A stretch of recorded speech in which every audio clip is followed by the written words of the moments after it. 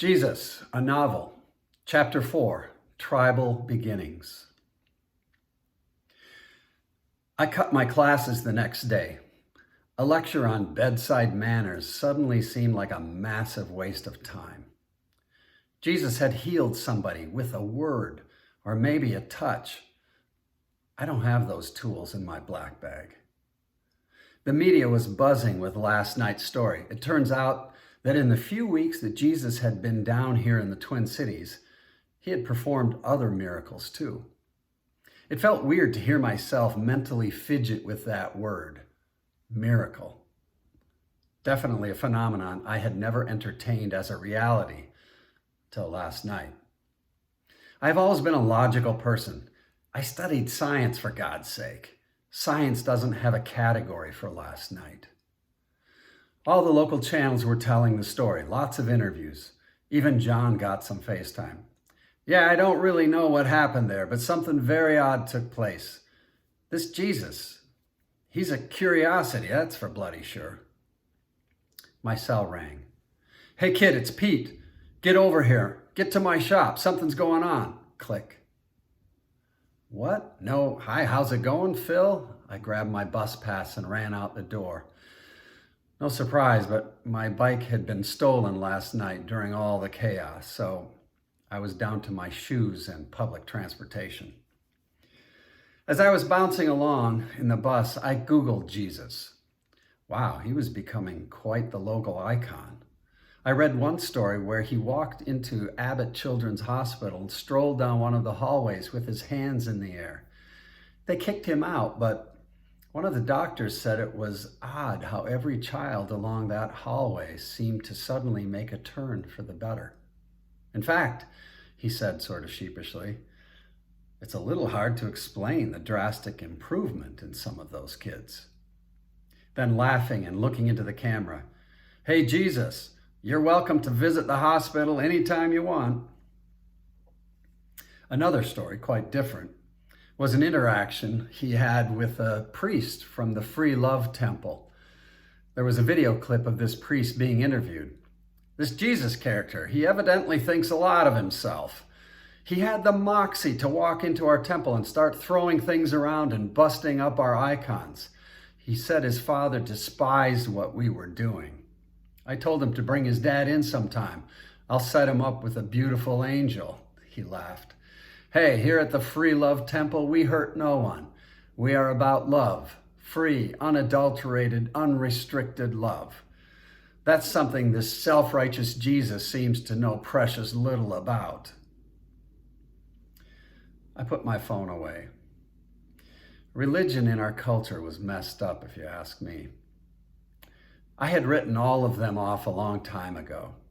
You couldn't walk 2 blocks in Minneapolis without running into a sanctum, shrine, or temple of some eccentric flavor. The current state of religion was a horrendous hodgepodge of beliefs, or an avowed commitment to a lack of belief. Seriously, there were temples for people who held strongly to an opinion that there was nothing worth believing in, and together they believed in that. They wouldn't even allow atheists at this temple because atheists believe there is no God, and that's a belief. There were plenty of ancient religions, Hinduism, Buddhism, Judaism, Islam, animism, paganism, but there was a whole new crop of creative belief systems. Technism, pleasurism, egoism, republicism, ism this, ism that. If you wanted to, you could worship everything from trees to dogs to stars to fish to Zeus to Allah to Muhammad to Vishnu to Satan to computer chips to ideals, ideas to political parties to parts of your own anatomy. There were temples to technology, digital deities, sim gods, where hope was placed in artificial intelligence. Pews filled with geeks. People actually consulted with computers for life direction. They had their own app, of course. Or you could join the Free Love Temple and do some partner swapping. They called themselves the fun faith. If you ask me, the only faith needed in this group was faith that you wouldn't catch something communicable in addition to the love. I guess if I were to pick a religion based on a palatable philosophy, I'd pick the Brotherhood. These were the churches specifically set aside and run by slaves. Slaves were not allowed in any of the other temples or religions, so they had created their own faith. They had places of worship, but I wouldn't call them temples. They were mostly abandoned warehouses, low-rent apartment lobbies, or outdoors, public spaces, parks. I had never been to one of their meetings, even though I had heard they welcomed non-slaves. But for the most part, free people didn't want to be seen in those circles. I had heard that their belief system was somewhat generic. There is a God, he's generous and loving, he wants to bring us back to himself. I guess I'd rather worship that kind of God than a walleye. I got off the bus a block away from Pete's place. Quite honestly, I don't blame Jesus for getting upset with that guy from the Free Love Temple. It seems to me that if you're going to believe in something beyond yourself, something greater and more benevolent, it's unlikely to be achieved by sleeping with someone else's wife. Seriously. As I approached Pete's place, I could see that it was already crowded. James and John were up against the front window, waving me in. I squeezed in the door and Pete nodded at me. He was already in the middle of something. Like I was saying, there are a lot of things I need to figure out yet about this Jesus, but last night, I saw what I saw. This guy is not normal. This Jesus is a freak, and he's got some sort of power.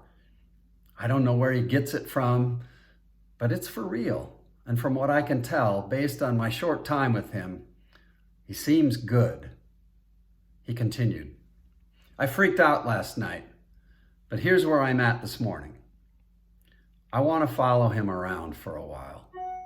I want to get to know him and see what he's up to. For some reason, I trust him. I think I trust him.